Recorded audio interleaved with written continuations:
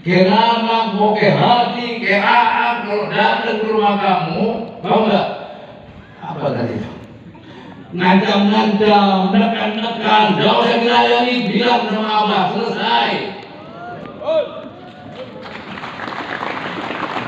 Awas kamu, kalau kamu sampai tidak memenuhi kebutuhan saya, kamu tidak berbarokah, bilang sama saya, nggak dapat barokah dari lu, nggak angin, gitu aja. Masih banyak barokah-barokah yang lain. Betul. Begitu juga kalau abah datang ke kamu dan tidak dapat barokah Junaidi yang betul, tidak masalah nggak angin gitu. Masih ada Junaidi yang lain yang bisa barokai. Betul. Mana akan dapat barokah, akan selamat dari kalian, ada angin, tapi banyak selamat dari yang lain gitu. Ada selamat Jawa, selamat Madura, dan takut kita ibunya, karena yang menentukan la yusibana illa ma kataballahu lana adalah Allah. Jangan mudah ditakut-takutin, ya. Jika ingat itu, yang biasa nakut-nakutin itu apa? Gundurwo, hantu. Jadi kalau kamu ditakut awan, makin kamu kualat, diingat, ya. Gundurwo, gerandong.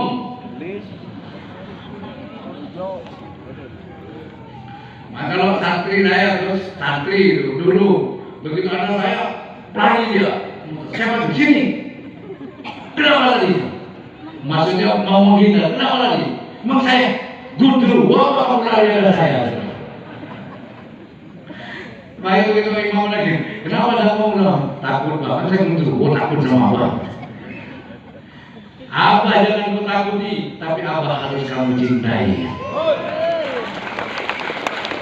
Jangan kau takuti, jangan kau takut kepadaku, tapi bersama aku cukuplah takut kepada Allah. Tapi jangan macam-macam kamu bersama aku. Kenapa demikian? Hei, orang yang bercinta itu bukan takut secara fisik. Ya, kalau kalian takut sama apa? Saya takut kepada kalian, bukan secara fisik, takut menyakiti hati orang yang dicintai. Itu baru benar. Benar. Kalau secara fisik jangan pernah takut kepada siapapun. Nyawa sama-sama punya satu, tidak ada yang punya nyawa dua. Kali orang punya banyak, nyawanya ada tiga, agak sama nyawanya satu. Tapi bisa kamu ke kiai takut, bukan takut secara fisiknya, tapi takut menyinggung, menyakiti. Ketika seorang ulama Allah tersakiti, Allah tidak akan terima.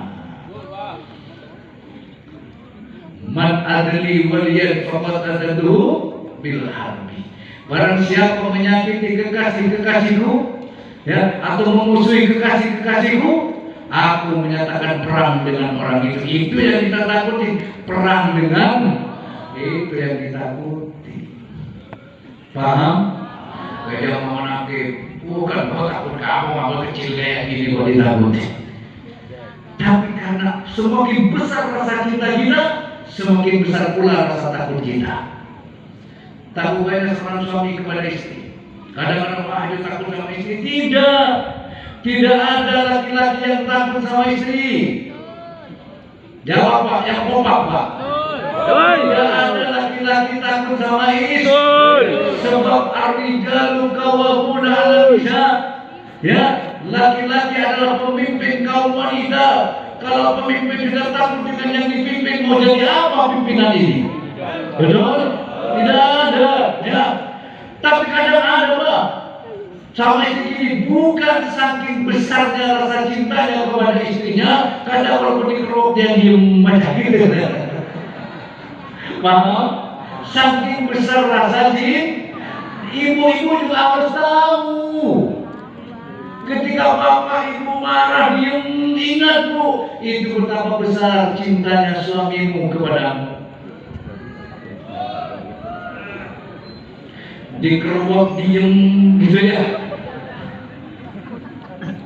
Hatinya ngomong, seandainya engkau bukan istriku, mungkin sudah peras kamu buat jamu.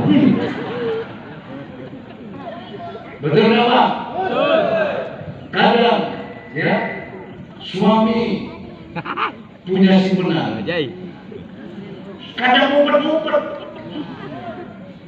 Orang itu ngumpet-ngumpet karena takut, gak mau terang-terangan, bukan karena takut. Saking takut ketahuan istri, takut istrinya pulang. Berarti takut ditinggalkan istri karena besar rasa cintanya. Betul Bang. Dengerin baik-baik. Betul. Coba kadang ibu bilang, apa suami saya? Dia kadang selingkuh. Bener enggak? Bu, suami kawin kadang selingkuh sampai ngumpet-ngumpet kawin lagi. Saking apa? Saking tidak ingin menyakiti hatimu.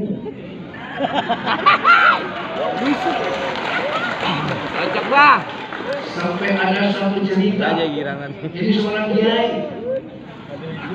Ini seorang kiai. Tapi sudah almarhum beliau. Nah, beliau itu punya istri tanpa sepengetahuan bunyai. Nah, begitu pulang pengajian, dia mampir ke istri yang muda lagi. Ya biasa namanya nggak ketemu berhubungan. Nah, kiai itu rambutnya panjang-panjang. Nah, dia mikir gimana saya harus mandi junub. Terus tidak mungkin saya sambung ke yang tua karena lagi main. Kalau nanti saya mandi junub ketahuan nanti gimana? Akhirnya apa yang terjadi? Dia pikir sambil naik motor dia mikir gimana caranya mengerikan. Jadi supaya saya bisa mandi junub tapi habis itu gak ketahuan. Akhirnya dia berhenti di sungai. Bayangin jam 12 malam mandi sejubah-jubahnya. Mandi sejubah-jubahnya, igel-igelnya mandinya.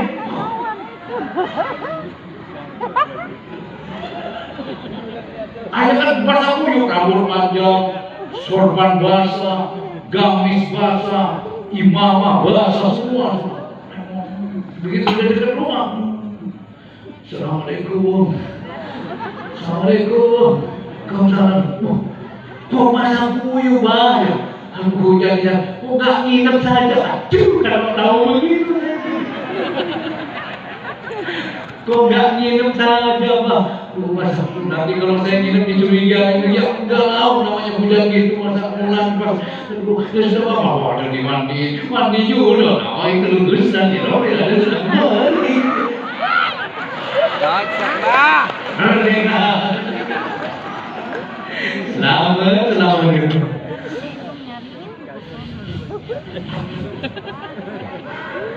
Coba dari kisah itu saya menarik satu kesimpulan.